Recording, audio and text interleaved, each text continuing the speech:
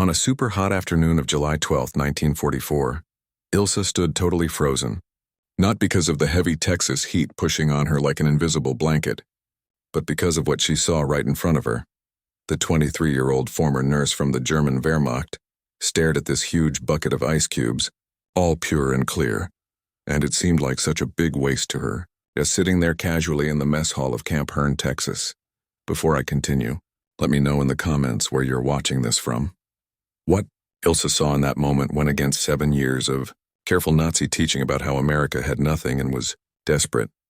Her shaking hands reached out to touch the cold surface of an ice cube, like she was checking if it was real or just a trick from the 100-degree heat. "It cannot be real," she whispered in German to her fellow prisoner Greta. "Muller, they are giving away ice like it costs nothing, while in Berlin we haven't had refrigerators for years." The American guard, Sergeant James Miller, saw her waiting and smiled. "Go ahead, take as much as you want. We'll just make more." His easy words, translated by another prisoner, hit Ilsa like a big explosion. In Germany, ice had become something fancy only for hospitals and top party leaders by 1942. Here in Texas, in the middle of a world war that was supposed to be making America run out of stuff, ice was everywhere, and even prisoners who were enemies could have as much as they wanted. Ilsa, along with 37 other German women captured in North Africa while working as military nurses and communication experts, was about to start a trip that would break down everything she thought she knew about the United States, its factory power, and how the war would end. What she would find out in the coming months would not only change how she saw America, but would totally shift her ideas about Germany's place in the world and her own future after a war that was already lost for good, even if she didn't know it yet. The Nazi leaders had painted a clear picture of America for German people since the late 1930s. Through news films, radio talks, and printed stuff, Germans were told the United States was like a weak tiger made of paper, a country with lots of stuff but bad morals and weak bodies. Joseph Goebbels's group for public teaching and propaganda had aimed right at America's factory power in their messages, saying that even with huge resources, Americans didn't have the rules, skills, or guts to turn those into real war-making. "The Americans build refrigerators while we build tanks," was a common saying in 1941. German propaganda movies. "Their factories make makeup and soft drinks, while the Reich makes weapons that will keep our 1,000-year future safe." This story was carefully made to fight the clear truth about America's big natural resources. By 1943, as the war started turning against Germany, the propaganda changed to talk about American mess-ups, waste, and not being able to turn their possible factory power into real war strength. The messages were meant to keep Germans feeling good, even as proof grew that the Allies were making way more stuff than the Axis. With bigger gaps each month, the real truth of American making power was way different from what Germans like Ilsa had been taught. By mid-1944, when Ilsa got to Camp Hearne, the United States was making about 88,000 airplanes a year compared to Germany's about 24,000 American. Factories were putting out almost 30 million tons of steel each year, while German making, even with taken lands, could barely reach half that. The United States was building a new shipping boat every 16 hours at the top of its war-making wonder, while German boat yards, under constant bombs, couldn't replace what they lost. But these were just numbers that didn't mean much to regular Germans until they saw the real stuff from this making difference.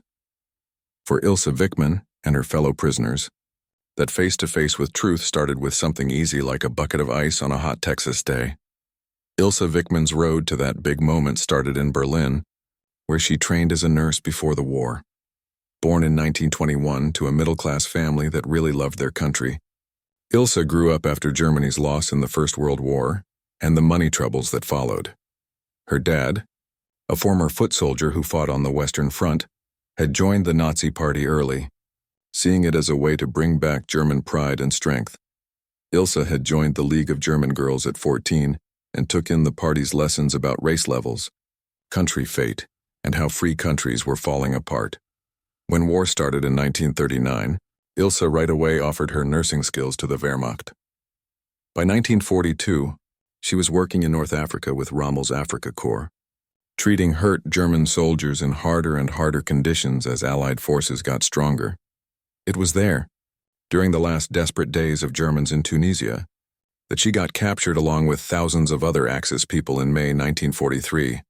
After first checks in short-term camps in North Africa, Ilsa and other women military workers were taken to the United States on the changed, fancy ship SS Manhattan. The trip itself was the first big surprise to how she saw things.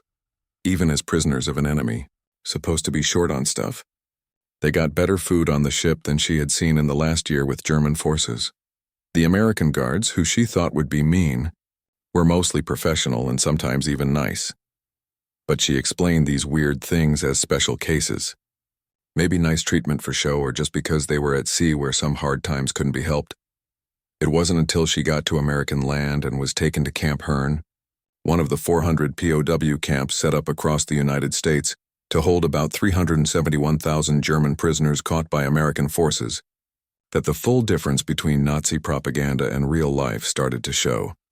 Camp Hearne, in East Central Texas, was built in 1942 as one of the first camps made just for POWs in the country.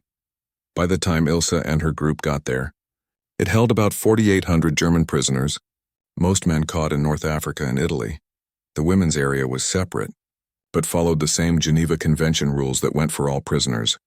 These rules themselves were a big eye-opener to Ilsa. While German propaganda had laughed off American claims to follow world laws as just fake, she found the camp was run with careful attention to prisoner rights. Each prisoner got the same food as American troops in training camps, about 3,500 calories a day, way more than regular people got in Germany even before big war shortages. They got paid for work like the rules said, got books for learning, could set up their own fun activities, and even make their own inside rules. But it was the lots of stuff everywhere in the camp that really started to break Ilsa's trust in what she'd been told about America. The mess hall served meat every day, often beef, which had become a rare treat in Germany. Fresh veggies and fruits were normal. Milk, butter, and eggs, which had gone away from regular food in Germany by 1943, were there at almost every meal. When she asked an American doctor why prisoners get such big helpings, his answer was eye-opening. This isn't big by our ways. It's just our normal army food. For Greta Mueller, a 25-year-old former communication worker caught with Ilsa in Tunisia, the wake-up came in a different way. Put to work in the camp laundry, Greta was shocked by the easy use of electricity and hot water. In Germany, regular people had been limited to little of both for years, with power cuts common and hot water often only once a week in many places. They leave the lights on even during the day, she wrote in a letter to another prisoner. When I asked why they waste electricity like this, the American boss looked at me like I asked why the sky is blue. We have plenty, she said. The generators run day and night anyway. I didn't know what to say.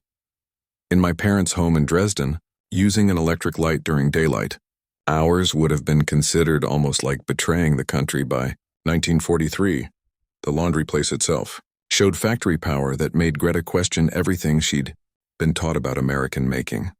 Modern washing machines, lots of them, handled the camp's clothes with a speed that would seem like magic in wartime Germany.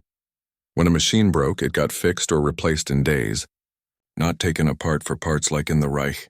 These are not even their best machines, an American fixer told her when she said how good they were. These are just standard ones. We have better ones for regular people, but they're all used for the war. This easy comment opened a view into a world of making power that Nazi propaganda had said didn't exist or was used for regular fancy stuff instead of war needs. The idea that America could make high-quality machines for army use while also making more tanks, planes, and ships than Germany was hard for Greta to match with what she'd learned. For Helga Brandt, a 30-year-old former office worker with the Wehrmacht who handled supply moving before capture, the surprises came through the camp's supply system. Put to help in the camp supply office because of her office skills, Helga got a close look at how American army supply lines worked. Their papers are sometimes messy by German rules, she noted in a diary found later, but the huge amount and fast delivery is like nothing I've seen. Yesterday, I watched them throw away 7 good typewriters because new ones came. When I said to save parts from the old ones, the supply boss laughed and said, "It's more trouble than it's worth. We can get whatever we need." This easy way with tools that would be treated like treasures in Germany happened with everything from trucks to clothes. Uniforms got replaced at the first big wear. Boots and shoes, which had become hard to get in Germany, with regular people using wood bottoms by 1943, were plenty and good quality. Even pencils and paper, getting rare in German offices, were used without saving. "I have come to understand," Helga wrote, "that what looks like waste to German eyes is really a show of strength. They do not carefully manage their resources because they do not need to. Their supplies are basically endless compared to ours. This is not how a country acts when it's struggling with war. It is how a country acts when making, more than needed even in war." As the women got used to camp life, their notes on American lots of stuff got more detailed. The camp's doctor places gave maybe the biggest difference from their times in the field with German forces. Dr. Margaret Schultz, an army doctor who worked in a field hospital in North Africa, was really hit by what she found in the camp's sickbay. "Today, I helped the American doctor sort medical supplies," she wrote in August 1944. "The amount of germ killers, especially penicillin, which is still super limited in German hospitals, is amazing. When I said we treated wounds in Tunisia with little sulfa drugs and often no germ killers at all, he seemed really shocked. 'That's barbaric,' he said, not getting that it wasn't by choice, but because we had to. He then showed me a supply book from which he can order almost any pill or tool, usually getting it in a week. In the Africa Corps, we were told America's pill making was worse than Germany's. I now know this to be a lie. Dr. Schultz also saw the normal use of blood stuff and full blood giving for even small surgeries, things that had become rare in German army hospitals. As the war went on, the American doctors explained these supplies came from people giving blood on their own, millions collected through a setup system across the country. The meaning is huge," Dr. Schultz ended. "Not only does America have factory power to make doctor stuff in amounts we can't match anymore, but they have regular people help. Systems that work well across a whole land. The planning needed for their blood-giving program alone shows organizing skill that Germany can't hope for now. For many of the women, the hardest part of being caught wasn't the body conditions, which were better than what they had in the last parts of the North Africa fights, but the mind change needed to match what they saw with what they'd been taught. This mind mix-up made big inside fights, often showing as not believing, anger, or sadness. Some of the women refused to see what's right there," noted Ingrid Weber, a former army social helper who was aiding her fellow prisoners to get used to being caught. "They say what we see is a big trick, special treatment to break our spirits or for show. When I point out it's impossible to keep such a trick in hundreds of camps with thousands of Americans, they say I'm not loyal to the Reich. It's easier for them to believe in a huge impossible plot than to accept they've been lied to for years." This way of not believing was common early on, but got harder to keep as proof of American factory strength piled up. Every truck that came to camp, every plane overhead, every tool or clothes given became more proof against the careful Nazi story. By September 1944, many women started accepting they'd been tricked about the United States and what it could do. This accepting often led to bigger questions about other Nazi ideas and Germany's chances in the war. The letters they could write home, checked though they were, sometimes had small hints of this changing view. "Do not believe everything you hear about conditions in America," Ilsa wrote to her parents. "The situation here is not as we were told." Such carefully said messages were made to skip checkers while still telling loved ones that real life was different from official stories. As summer turned to fall, the women's knowing of American lots of stuff kept growing as they saw more parts of the country's making power and buying ways. The camp's PX store, where prisoners could use work money to buy things, became like a showplace of American stuff riches. The PX had cigarettes, candy, bathroom stuff, writing things, and even some clothes.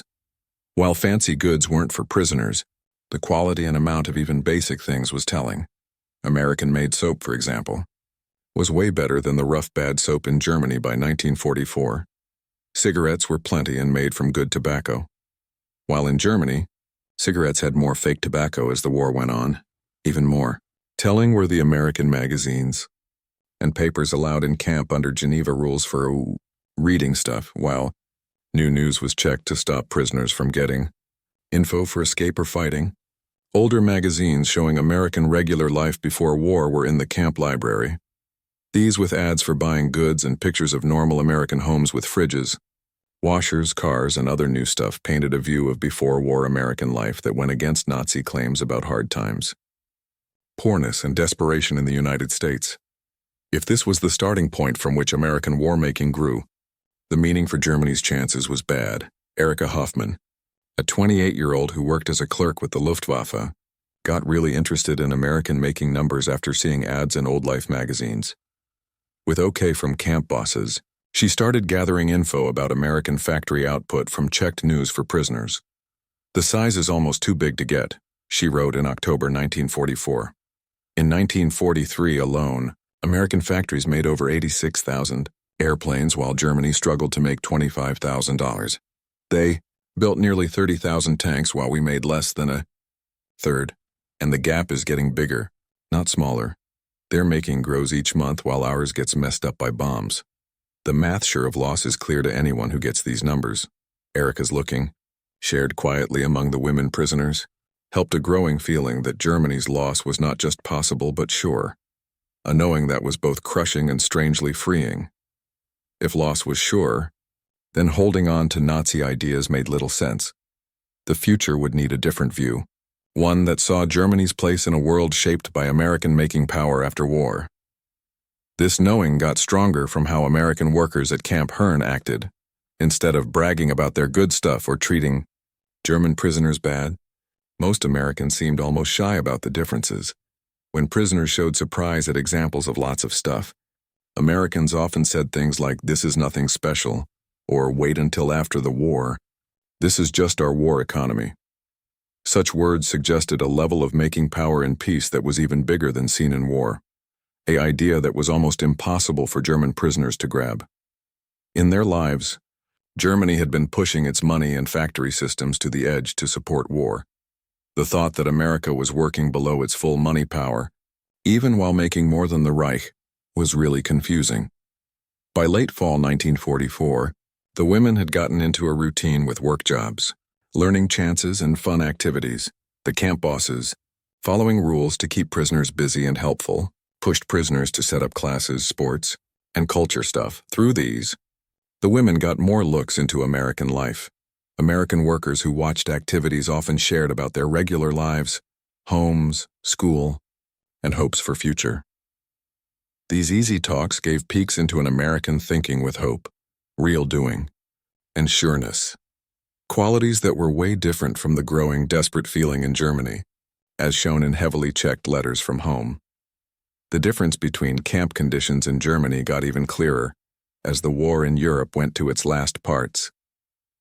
Letters from Germany, when they came at all, told of growing hard times, food lacks, fuel shortness, constant bombs, and rising desperation.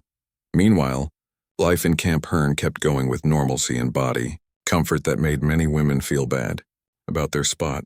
"Today we had roast beef for dinner," wrote Greta in November 1944. "My mother's last letter told of waiting in line 6 hours for a small bit of horse meat. I could not finish my meal thinking of her. Hunger. When I left food on my plate, the American server asked if I was sick. The idea of not eating food that's there was hard for him to get. I tried to explain about Germany, but I don't think he could really understand. How could he? Nothing in his life has readied him for such shortness." This growing knowing of Germany compared to their own made a deep feeling of being out of place among many women. They were in America, body-wise but heart-tied to Germany, having okay comfort while loved ones had hard times. This double way made a special view from which they could judge both places and their systems. For many, this judging led to hard thoughts about the Nazi leaders and their choices. If German leaders knew the real size of American making power, and spy services must have told some of this, then deciding to fight the United States after Pearl Harbor was not brave plan but huge mistake. "We have been given up," wrote Helga in a diary in December 1944. "Not just we prisoners, but all Germans. Our leaders must have known this war couldn't be won against such stuff, yet they kept going, giving us lies about American weakness while sending our brothers and fathers against a making giant. This is not just army loss. It is a betrayal of German people by those who said they were our savers. Such feelings, though rarely said open for fear of payback from pro-Nazi prisoners, got more common as proof of American good points piled up and news of German backsteps on all sides reached camp. The women found themselves hoping for Germany's living while more seeing that its loss might be needed to end. A war that seemed more pointless against huge Allied stuff power. The coming of winter in Texas brought new surprises. Unlike the tough European winters causing extra pain in Germany, winter in central Texas was pretty mild. Even so, the camp's heat systems made sure buildings stayed comfy no matter outside cold. The easy use of fuel for heat at a time when German regular people were freezing in homes from coal lacks was another sign of America's resource good points. The Americans heat the whole building, noted Dr. Schultz in January 1945, not just one room as has become normal in German homes. When I said to the guard this seems wasteful, he looked confused and asked, why would we let people be cold if we don't have to? This simple question shows a basic difference in situations. In Germany, we have no choice but to be cold. Here, being warm is normal. This easy way with comfort went to other parts of daily camp life. Hot showers were there every day, a fancy that had gone for most German regular people. Lights were plenty and used without saving. Food kept being lots and different with fresh stuff that was more unavailable in Germany. The difference was maybe clearest in health. Many women who came to Camp Hearne showing signs of food stress common among German army people in late North Africa fights had gained weight and better health in months. Regular doctor checks showed these gets better, making a funny spot where German prisoners of war were healthier than the regular people they left. Dr. Schultz, who helped with doctor checks, noted this in her own papers. The average weight gain among our group is 14 pounds since coming. Blood tests show better levels and fewer signs of missing vitamins, teeth. Health has gotten steady with treatment. In just doctor terms, being caught by American forces may have saved some women from bad health from kept food stress. This is maybe the worst blame of our now spot.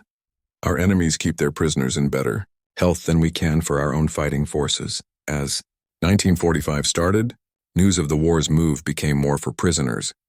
Camp bosses, following a plan to show Allied wins without extra shaming prisoners, gave checked news about big happenings.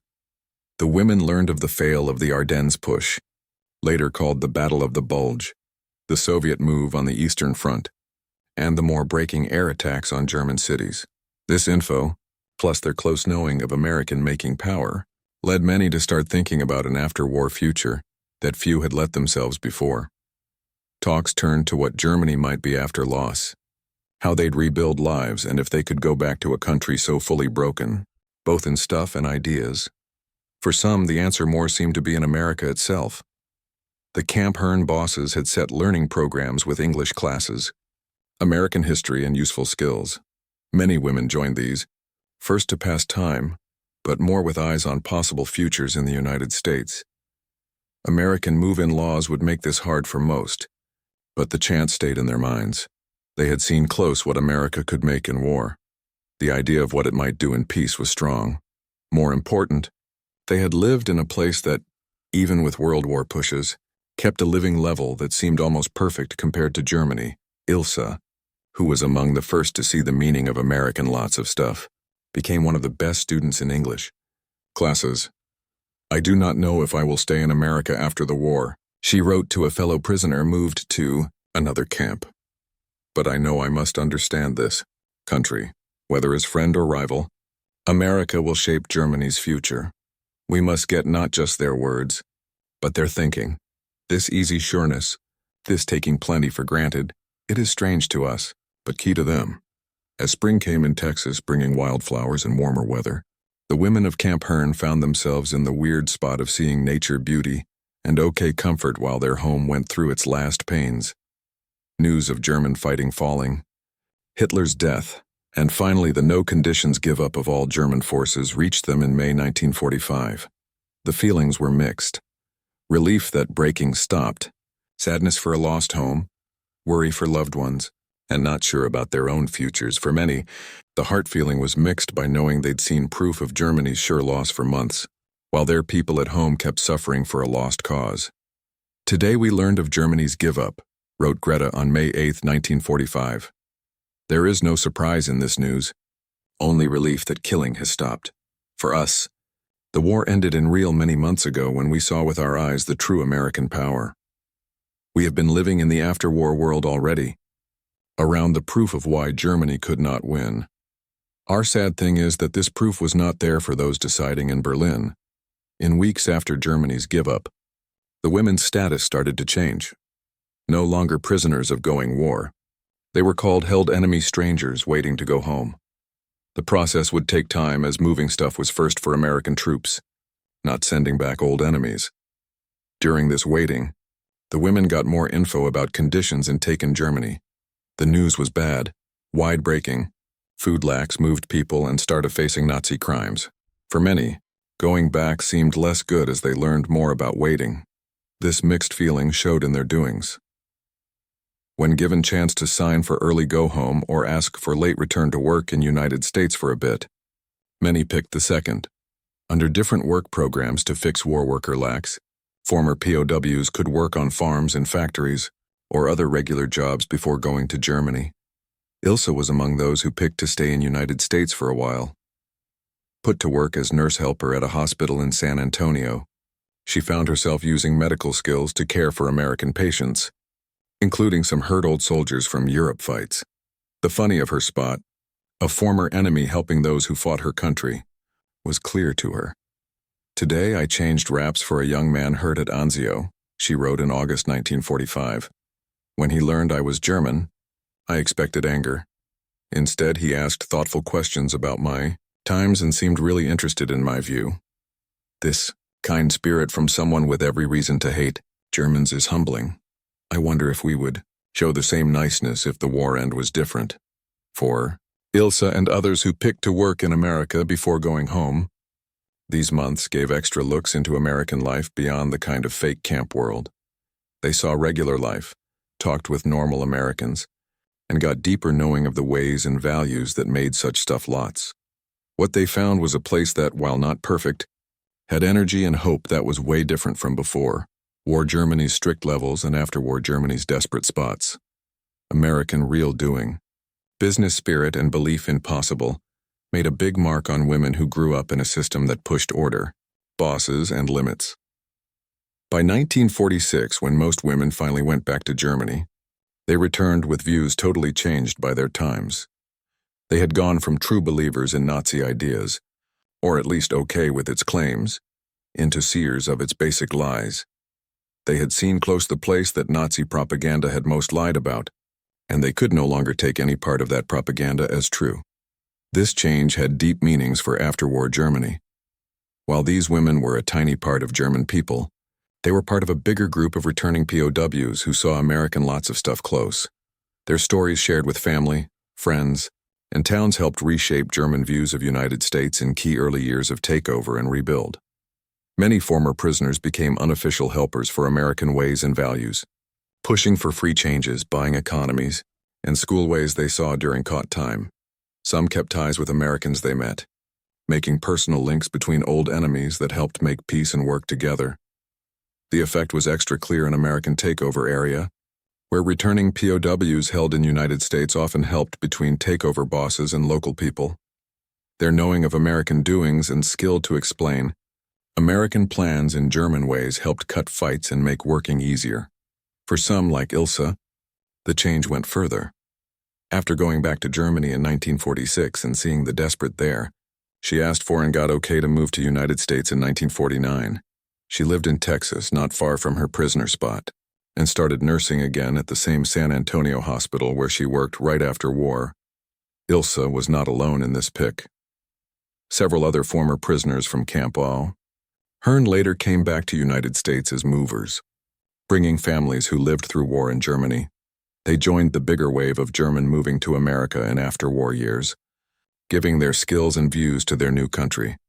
Others, like Dr. Margaret Schultz, stayed in Germany but kept ties to United States all their lives. Dr. Schultz got into afterwar rebuild of German doctor teaching, adding ways and tricks she saw an American doctor doing during caught time. When the Marshall Plan started giving American help for Europe rebuild, she helped as advisor on doctor building projects, using her knowing of American systems to fit them to German.